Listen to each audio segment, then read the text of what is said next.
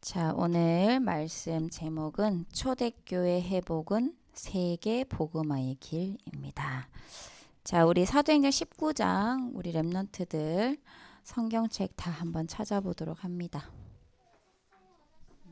찾았어요? 네. 아직 안 찾은 친구들도 있으니까 우리 조금 기다려 줍시다.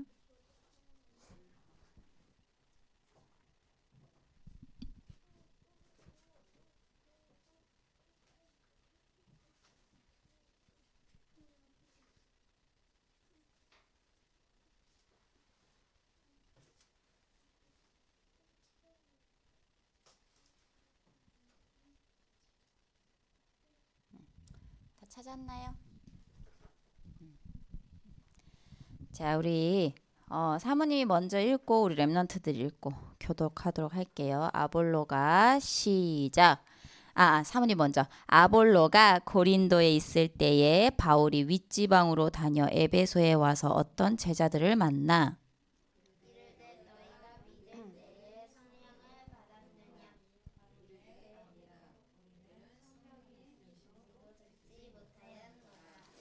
바울이 이르되 그러면 너희가 무슨 세례를 받았느냐 대답하되 요한의 세례니라.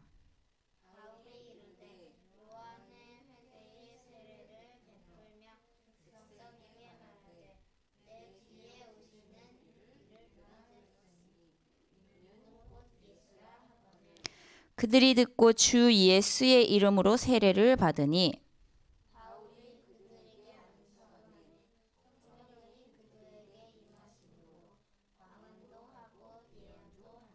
모두 12사람쯤 되니라.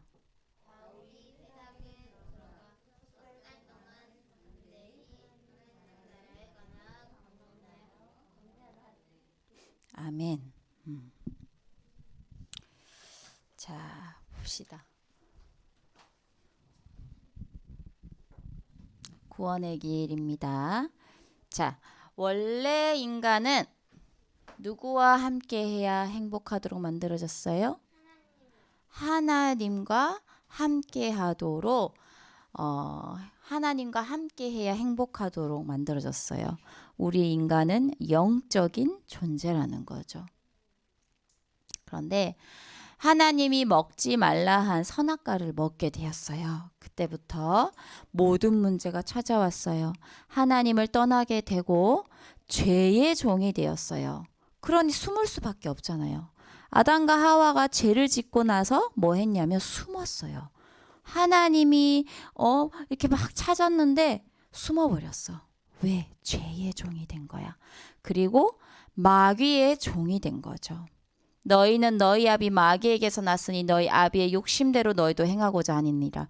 그는 처음부터 살인한 자요 진리가 그 속에 없으므로 진리에 서지 못하고 거짓을 말할 때마다 제 것으로 말하나니 이는 그가 거짓말쟁이요 거짓의 아비가 되었음이니라. 그래서 범죄를 저지를 수밖에 없는 상태인 거죠. 그래서 이 마귀의 종이니까 고통과 재앙은 올 수밖에 없어요. 왜? 마귀에게 소속되어 있는 상태이기 때문에. 그리고 한번 죽는 것은 정하신 것이요 그 이후에는 심판이 있다 했어요. 반드시 죽음은 있어요. 그리고 죽고 나서 뭐 여기를 떠돈다 절대 아니에요. 죽으면 영혼이 지옥으로 가거나 천국으로 가거나 둘 중 하나라는 거죠. 그런데 이 모든 문제를 해결하실 유일한 길은 예수 그리스도. 주는 뭐예요? 주는 그리스도시요 살아계신 하나님의 아들이시니다. 참 선지자 뭐예요? 참 제사장. 죄사함 받는 길. 참 왕. 사단을 이기는 길이에요. 그분을 영접하면 원래 인간의 모습이 완전히 회복이 되어지는 거죠. 하나님 자녀가 되어 영접하는 자, 곧 그 이름을 믿는 자들에게는 하나님의 자녀가 되는 권세를 주셨으니 저번 주에 우리 소연이가 여기서 말씀을 듣고 하나님 자녀가 되었어요. 그죠? 어. 하나님이 마음속에 쏙 들어오셨어. 그리고 수고하고 무거운 짐진 자들아 다 내게로 오라 내가 너희를 쉬게 하리라 하시야. 참 평안을 준다 하셨어요. 그 어떤 것으로도 평안이 없어요. 오직 그리스도만 가능해요. 그리고 사망에서 생명으로 옮겼다 했어요. 천국의 영생을 얻는 거죠. 이게 바로 구원의 길이에요. 그래서 1분 구원의 길, 3분 구원의 길, 5분 구원의 길도 있어요. 그래서 3분 할 수도 있고 5분 할 수도 있고 심지어 사모님은 1시간도 해봤어요. 사람에 따라서 얘기하다 보면 그렇게 될 때도 있다는 거죠. 그래서 우리 랩런트들이 요 짧게나마 이 부분을 꼭 기억을 했으면 좋겠어요. 그래야 급할 때 친구한테 전달할 수 있는 거예요. 자, 서론 부분 잠깐 보도록 하겠습니다. 나의 망대를 세워요. 요게벳은요 기도의 망대를 세웠어요. 주미쌤이 가버렸네.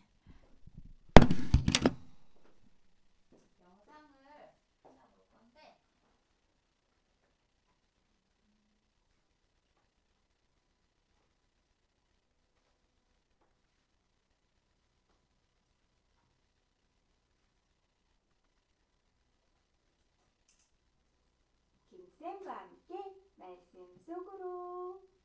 오늘의 제목은 갈대 상자 속의 아기 모세. 친구들, 우리 아빠 하나님은 계획하는 분이세요. 하나님의 계획은 아주 크고 놀라운 계획이에요. 하나님은 이 세상을 만드실 때에도 아주 큰 계획을 가지고 계셨어요.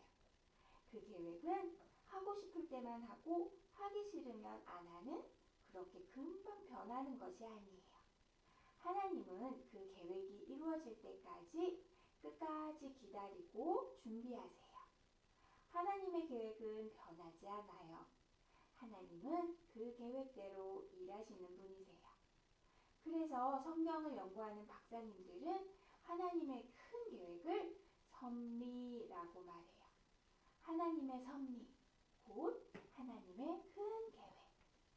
이 세상의 모든 것들은 하나님의 아주 큰 계획 가운데 있답니다. 성경의 모든 이야기도 하나님의 큰 계획 가운데 있었던 일들이에요. 그 많은 이야기 중에 오늘은 모세 이야기 속으로 들어가 볼게요. 요셉이 죽고 난 뒤 이스라엘 백성들은 너무 고생을 많이 했어요. 그때에도 하나님은 이스라엘을 구원하시기 위한 놀라운 계획을 가지고 계셨어요. 이스라엘이 너무 힘들어하고 고생할 때 하나님은 이스라엘 백성을 애굽에서 데리고 나올 사람을 준비하고 계셨어요. 그 사람이 누구일까요? 네, 바로 모세예요. 모세가 태어났을 때 이스라엘은 너무 지치고 힘들었을 때였어요. 바로는 점점 사람이 많아지고 강해지는 이스라엘 백성이 두려워서 이스라엘 백성들을 못 살게 굴고 일을 아주 힘들게 시켰어요. 또 이스라엘 백성으로 태어나는 남자아이들을 모두 죽이라고 명령하였어요.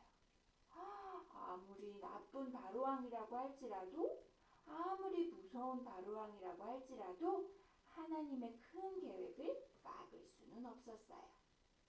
모세를 낳은 아빠와 엄마는 하나님을 잘 믿는 사람들이었어요. 그 부모님들은 바로의 명령보다 하나님의 뜻을 따랐어요. 그래서 생명을 무릅쓰고 아기를 숨겨서 키웠어요.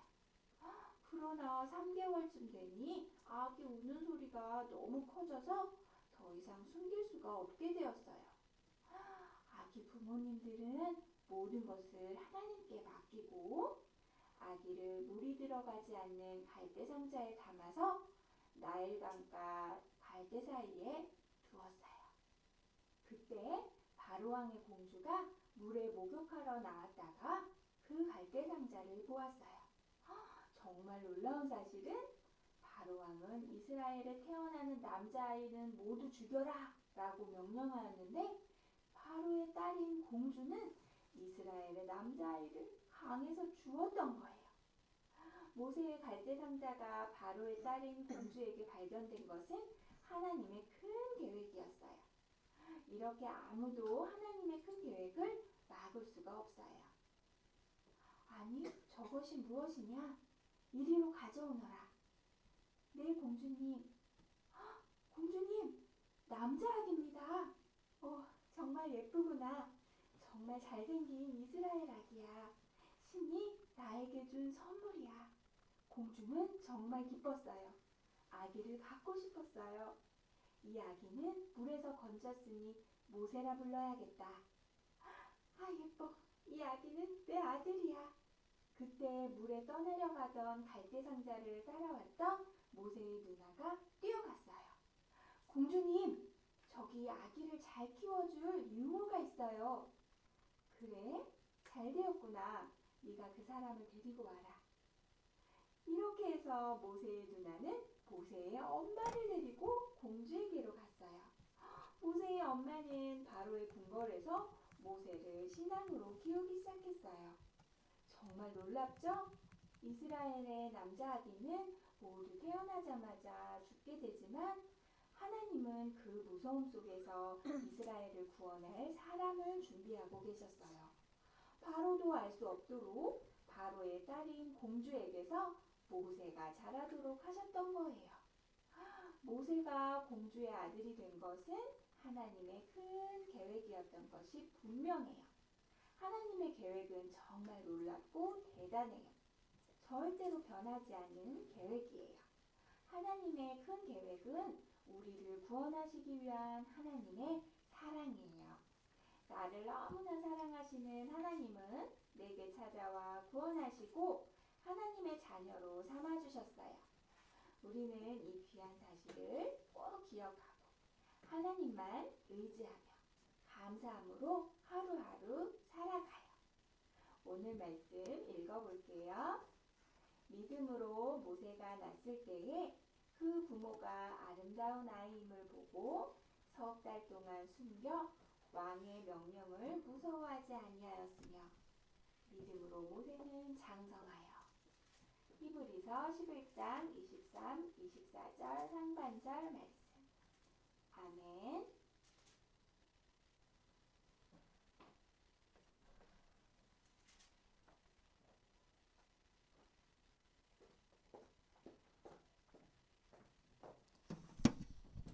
자, 요게벳의 시간표가 어떤 시간표였어요? 굉장히 힘든 시간표였죠. 온 민족이 다 낙심한 시간표였어요. 얼마나 무서웠겠어요. 태어나는 남자아이를 다 죽이라고 명했는데. 그죠? 그때는 아기가 남자인지 여자인지 알고 있었을까? 뱃속에 아기를 가졌을 때? 그때는 그런 기술이 없었어요. 그래서 남자일까 여자일까 얼마나 엄마가 불안했을까. 그죠?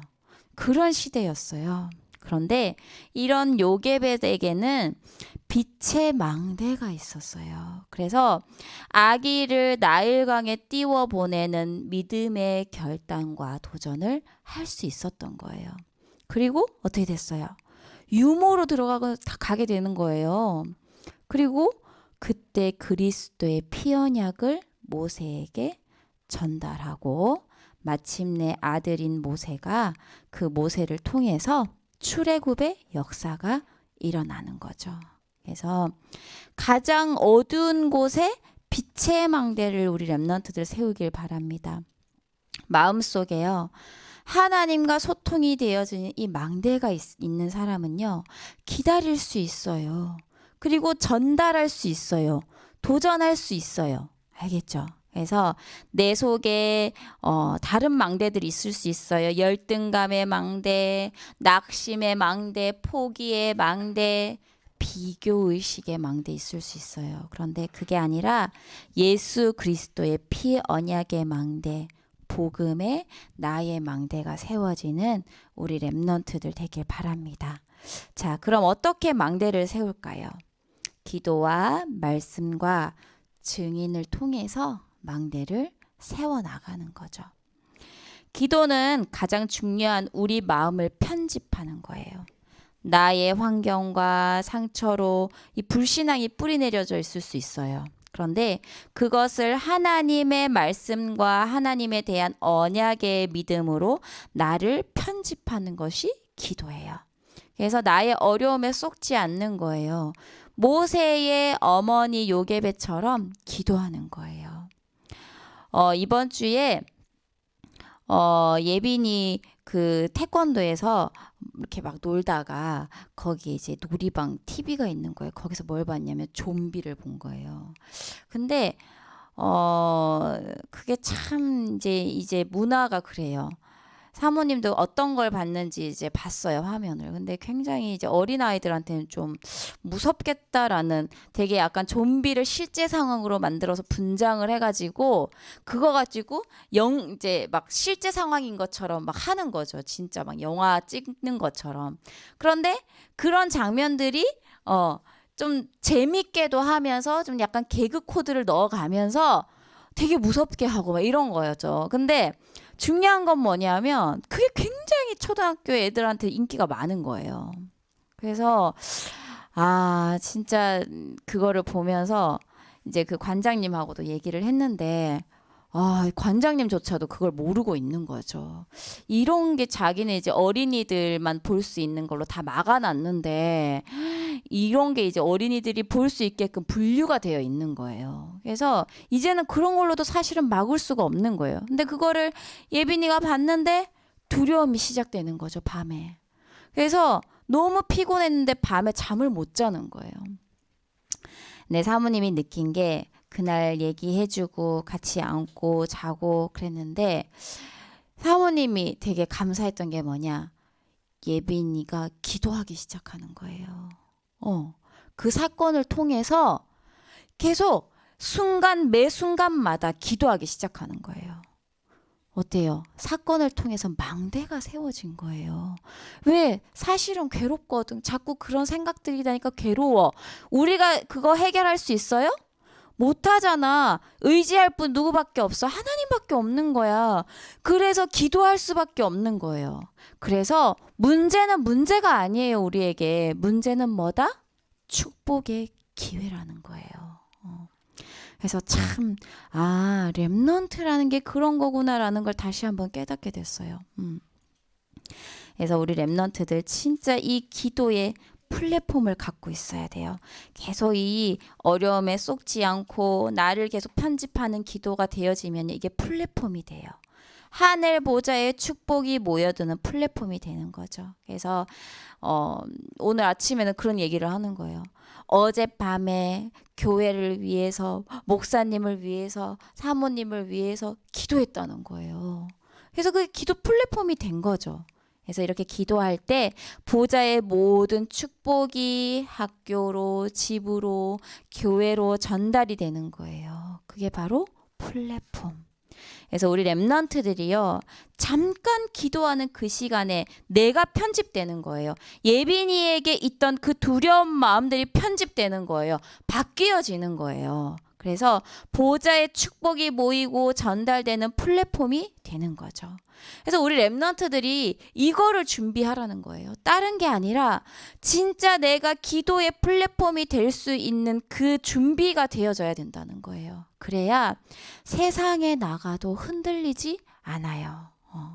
그래서 기도로 우리 렘넌트들 시작하면 돼요. 이 기도는요, 생각과 마음과 내 뇌와 영혼 모든 것이 보좌와 연결되는 것을 말해요. 그리고 말씀의 파수대예요. 말씀에 이 빛이 비추면요, 내가 237 나라를 살릴 전도자임을, 주역임을 알게 되는 거죠. 하나님 말씀을 묵상하고 기도할 때 내 미래가 보여지는 거예요. 사실 지금 우리 중고등 언니 오빠들이 가장 고민하는 게 그거거든요. 우리 하린이 그리고 우리 주연이가 고민하는 게 그거예요. 내가 과연 이 공부를 할 수 있을까? 나는 미래에 뭐가 되지? 이런 것들이 너무 이제 고민이 된다는 거예요. 그러면 말씀 속에서 사실은 그 해답을 찾아야 되는 거야. 뭔가 내가 잘하는 거 뭐 달란트 중요하겠지. 그런데 그 달란트를 어디서 찾냐? 말씀 속에서. 알겠죠?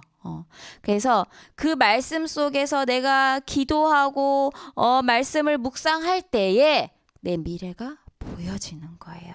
그러면 내 인생과 미래를 말씀 속에서 설계할 수 있는 거죠. 그리고 이 말씀의 빛이 비추어져야 또 다른 사람을 살릴 수 있는 거예요. 그게 파수대예요. 그래서 말씀으로 빛을 비추기 때문에 빛을 비추는 파수대라고 해요. 요게벳이 어려움 가운데 기다림을 했고 또 나일강에 아이를 띄워보내는 도전을 했죠. 그래서 그냥 기다리는 게 아니에요. 파수꾼이 빛을 가지고 기다리고 또 도전을 하는 거예요. 그러면 하나님의 말씀을 붙잡고 내 미래를 설계하면서 나를 편집하는 기도를요 계속 하고 있잖아요. 그러면 하나님은 반드시 응답하는 그 때를 주신다는 거예요. 그것을 증거라고 해요. 그래서 이 증거를 수많은 사람에게 전달하니까 증거 가진 증인이 되는 거죠. 요게벳이 하나님의 말씀을 붙잡고 기도하며 기다리고 도전했잖아요. 그때 하나님이 증거를 주신 거죠. 모세가 공주의 아들로 들어간 거예요. 그리고 그런 모세를요 언약과 말씀으로 요게벳이 진짜 위험 하나 없이 왕궁에서 키우게 되는 거죠. 그래서 그거를 다른 사람에게 또 하나님의 역사를 전달하면 이 전달이 되어지니 안테나의 역할을 한다고 하는 거죠. 그래서 이 기도의 플랫폼, 말씀의 파수대, 증인의 안테나가 마음에 담겨질 때에 망대가 세워지는 거예요. 그래서 어떤 어려움이 있어도 흔들리지 않아요. 왜?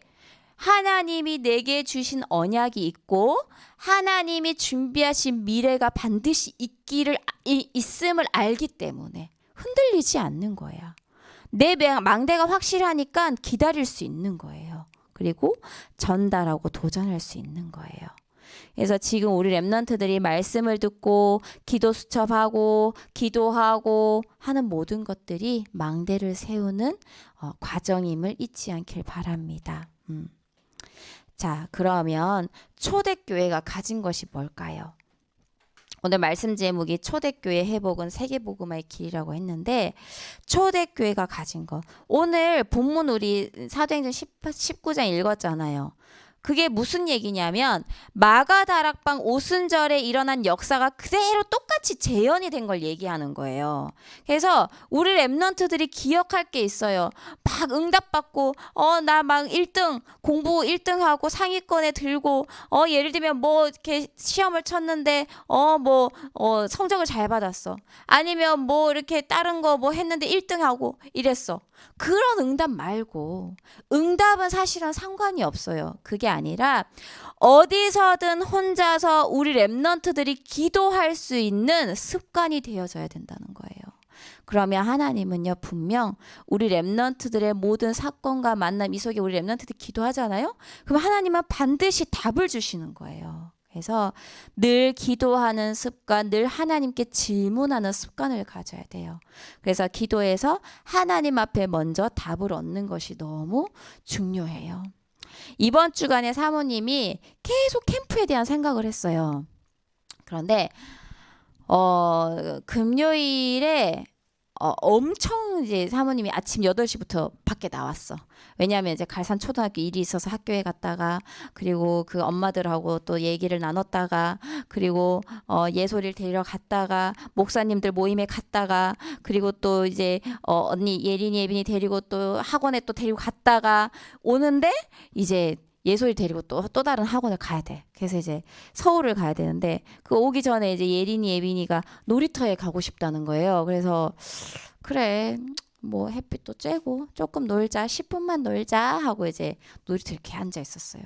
그러면서 사모님이 무슨 질문을 했냐면 하나님 오늘이 하나님과 나와 무슨 상관이 있습니까? 나의 오늘이 하나님과 어떤 관계가 있나요? 내가 여기서 하나님 지금 요 놀이터에 나와 있는데 하나님 계획이 뭐예요? 그냥 있잖아요. 그냥 사모님이 드는 모든 생각들을 그냥 기도로 연결을 했어요. 그랬는데 어떤 엄마와 아기가 이렇게 오는데 사모님 눈에 딱 띄는 거예요. 근데 그 엄마가 되게 너무너무너무너무 힘들어 보이는 거야. 그래서 그 남자아이를 데리고 왔는데 그래가지고 하나님 뭐 저 사람이 하나님 계획인가요? 또 질문하고 그랬어요. 그랬는데 예린이 에빈이가 애기 봐주는 거 되게 좋아하거든요. 그래서 근데 그 애기가 이제 또 관심을 막 가지는 거예요. 예린이 에빈이가 관심을 가지니까 사모님도 그 옆에서 이렇게 질문을 하고 뭐 얘기도 좀 하고 아 지금 되게 힘들 때다 이러면서 얘기하면서 그랬는데 알고 보니까 외국인인 거야. 근데 어느 나라 사람이냐? 일본 사람인 거야. 그래서 깜짝 놀랐어요. 왜? 우리 지금 캠프 기간이잖아. 캠프 기간에 사모님이 237을 놓고 다민족을 놓고 기도하고 있었거든. 거기다가 3월 말에 우리 저기 선교 캠프를 간단 말이에요. 선교 여행을 간단 말이에요. 어디 가냐? 일본을 간단 말이에요. 그래서 그 사람하고 딱 만남이 되어졌는데 아 친정 되게 가고 싶겠다 이런 얘기들을 하는데 친정이 어디냐고 하니까 도쿄라는 거예요. 우리 동경 예수복음교회 있는 그쪽이라는 거예요. 그래서 하나님 계획이 있다. 너무 감사한 거야. 근데 이 사람 연락처를 받아야 되는데 사모님이 이게 신뢰가 될까? 뭐 여러 가지 사모님 생각을 또 막 하는 거야. 어떻게 하지? 왜 이런 생각을 했는데 또 때마침 이제 예린이가 아 얘기랑 또 놀고 싶어요. 막 얘기를 하는데 그래서 다음에 우리 집에 놀러 오라고 하자 하니까 예빈이가 그러면 빨리 연락처를 물어보세요 이러는 거야. 그래서 그 말을 빌려서 연락처를 물어봤어. 그랬더니 연락처를 알려주더라고. 그래서 원래 사는 곳이 북해동이에요. 북해동. 하린이 하윤이 사는 조금 멀리. 근데 아기를 데리고 이렇게 멀리까지 어떻게 해서 오게 됐다는 거예요. 그래서 사모님은 그게 그냥 들리지 않았어요. 아, 하나님이 만나게 하셨구나라는 생각이 들었거든요. 그래서 우리 랩런트들이 모든 것을 기도로 연결하면 돼요. 매 순간마다 기도로 연결하면 돼요. 그러면 분명히 하나님의 응답은 있어요. 그리고 반드시 하나님은 답을 주신다는 거예요. 자, 첫 번째 요한의 세례예요. 요한이 준 세례는요. 물 세례예요. 물 세례. 그래서 습관적이고 지식적인 종교 생활을 사실은 의미해요. 우리 랩런트들도요. 지금 부모님과 같이 오잖아요. 그죠? 엄마 따라오고 아빠 따라오고 별 생각 없는 종교 생활이 될 수 있어요. 그냥 아무런 생각 없이 자연스럽게 교회를 다니는 거예요. 그러면 이게 너무 사실은 위험한 거예요. 또 다른 바리새인이 될 수도 있다는 거예요. 세계복음화 할 수 있어요? 할 수 없어요. 그래서 왜 393 호흡기도 얘기하고 왜 보좌의 축복을 계속 얘기하냐. 눈에 보이지 않는 영적인 세계가 있고 또 보이지 않는 것이 보이는 것을 좌우해요. 그래서 이걸 우리 랩런트들은 기도로 누릴 수 있어야 돼요. 신비주의처럼 막 체험을 하는 게 아니라 393 기도를 누림으로써 나를 초월하는 거예요. 내 안에 꽉 붙잡고 있는 나를 초월하는 거예요. 그래서 어떤 문제와 사건 속에서도 흔들리지 않는 복음 누림이 되어지는 랩넌트가 되어져야 되는 거죠. 그래서 에베소에서 이제 제자를 만났을 때 바울이 질문을 해요. 너희가 성령을 받았느냐 질문을 하죠. 그리고 무슨 세례를 받았느냐 질문을 해요. 그래서 이들은요 요한의 세례만 아는 제자들이었어요. 그러면 어떤 세례? 어떤 거냐? 열심으로 하는 거야. 종교생활. 그리고 옳은 것만 막 하는 거야. 선행, 봉사 이런 거 막 하는 거지. 그런 종교적인 신앙만 갖고 있었던 거예요. 우리 랩런트들 진짜 중요한 게 뭐냐? 살아계신 하나님을 만나야 되는 거예요. 그래서 사실은 우리 랩런트들에게도 하나님과의 인격적인 만남이 필요하다는 거예요. 자, 성령의 세례는 뭐냐?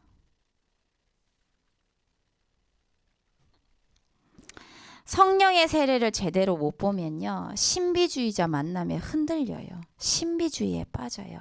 그러면 성령의 세례는 뭐냐? 예수님을 만나는 갈보리산 세례가 성령의 세례예요. 예수님이 어땠어요? 요한복음 19장 30절에 십자가에 못 박히시고 나서 다 이루었다 하죠. 갈보리산에서 다 이루었다 하신 그 언약, 우리의 모든 영적 문제, 창세기 3장 저주를 완전히 끝내셨다는 그 언약, 그분을 주인으로 영접하는 것이 성령의 세례예요. 그리고 부활의 주를 만나는 감난산 세례. 예수님이 부활하셨지요. 하늘과 땅의 권세를 다 가지시고 부활하셨어요. 그리고 감난산에서 하나님 나라와 그 일을 가르쳤다고 하죠. 그래서 부활하신 그리스도께서 지금도 우리 렘넌트들과 함께 하시고, 하나님 나라가 임하며 렘넌트가 기도할 때 어때요? 흑암이 꺾이는 거야. 그리고 주의 사자가 파송되는 거죠. 이런 나의 신분과 권세를 누리는 것이 성령 세례예요. 그리고 마가다락방에서 체험한 성령 세례. 숨어 지낼 수밖에 없는 무능한 상태인 마가다락방이었죠. 왜? 들키면 어때요? 다 죽어요. 숨어 지낼 수밖에 없는 무능한 상태인 마가다락방에서 오순절날 성령의 역사가 일어나요. 언약 붙잡고 있었는데 모든 환경과 무능력을 뛰어넘는 보좌의 역사가 일어나는 거예요. 15개 나라가 15개 나라의 전도의 문이 열린 거죠. 그리고 예수님을 믿는 사람을 잡아가두는 핍박자였던 사울이었죠. 그런 사울이 요한의 세례만 알고 있었고 열심히만 하면 되는 줄 알았어요. 그런데 어때요? 엄청 갈급한 상태였었어요. 그때 예수님께서 직접 이 바울을 만나 주신 거예요. 그래서 바울의 인생이 핍박자에서 전도자의 인생으로 완전히 재창조되는 시간표였죠.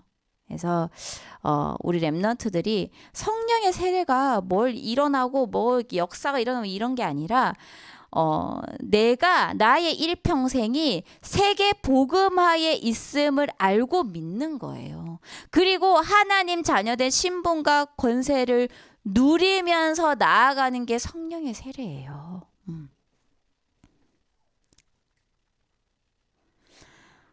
그리고 브리스가 부부가 요한의 세례밖에 모르던 아볼로에게 뭘 전달했죠요? 그리스도 언약을 전달했죠. 그때 아볼로가 많은 사람을 살리는 지도자가 될 수 있었어요. 우리 렘넌트들이 진짜 성령의 세례가 무엇인지 깨닫는 시간 되길 바랍니다. 아까 성령의 세례가 뭐라고 했죠? 내 안에 나의 모든 일들이 언약의 여정임을 알고 믿고 기다리고 내 신분과 권세를 누리면서 가는 것이 성령의 세례라고 했어요. 믿음이 바로 성령의 세례예요. 자, 결과는 시작이다. 좋은 것이든 나쁜 것이든 모든 일어난 일의 결과는 반드시 있죠. 그런데 그것은 시작이에요. 어려움이 왔다? 시작이에요. 예빈이에게 그런 어려움이 왔어요. 기도의 시작인 거예요. 응답이 왔어요? 교만할 거 없어요. 시작이에요. 낙심할 거 없어요. 시작이에요. 그래서 우리 렘넌트들 시기에 사실은 가장 큰 문제가 뭐냐? 의심이 자꾸 생기는 거예요. 렘넌트 때에 끝을 내고 답을 얻어야 되는데 이게 어른까지 가게 되잖아요. 그러면 나중에 무너져 버려요. 왜? 망대가 무너지는 거예요. 그래서 우리 렘넌트들은요, 지금부터 새로운 망대를 세워야 되는 거예요. 너를 파수꾼으로 세웠다. 빛을 나타내기 위해서 불렀다. 그렇게 되어 있잖아요, 성경에. 바울이요, 제자들을 만나서 안수하며 기도했을 때요, 성령의 세례를 받았을 때 제자들이 방언도 하고 예언하는 그런 결과가 나타났어요. 사실 이거는 이 시대에 필요한 결과였고, 이 결과가 새로운 시작이 되어서요, 이 제자들이 나가서 예수 그리스도를 증거하는 전도 제자가 되게 된 거죠. 그래서 우리의 만남이 새로운 시작의 만남이라고 보면 돼요. 사모님을 통해서 성령의 세례에 대해서 얘기가 되어지죠. 선생님을 통해서 성령의 세례가 무엇인지 전달이 될 때에 우리 렘넌트들에게 성령 충만이 임하는 거예요. 그리고 새로운 시작을 할 수 있는 만남이 되는 거예요.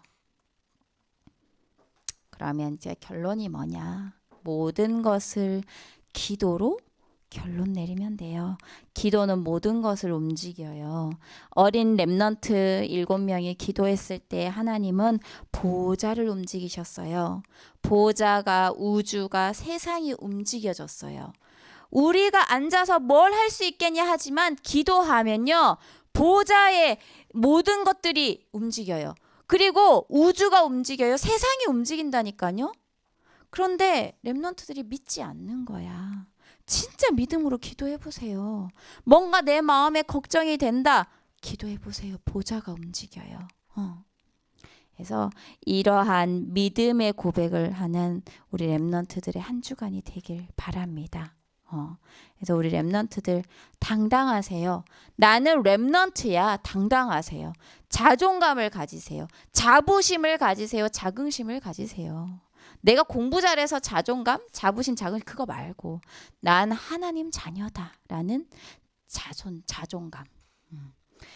그걸 가지고 우리 렘넌트들 또 한 주간 승리하길 바랍니다. 자, 이번 주 말씀 핵심을 한두 문장으로 편집해 보세요. 그리고 말씀 속에서 나는 무엇을 실천해야 하는가.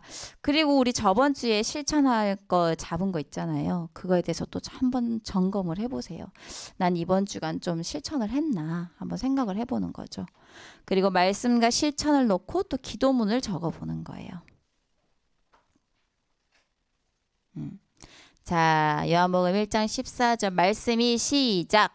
말씀이 육신이 되어 우리 가운데 거하심에 우리가 그의 영광을 보니 아버지의 독생자의 영광이요 은혜와 진리가 충만하더라. 아멘.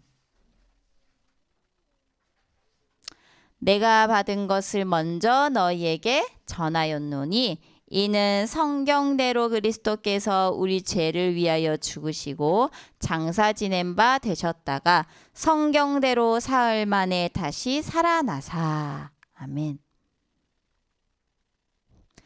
죄를 짓는 자는 마귀에게 속하나니 마귀는 처음부터 범죄함이라 하나님의 아들이 나타나신 것은 마귀의 일을 멸하려 하심이라.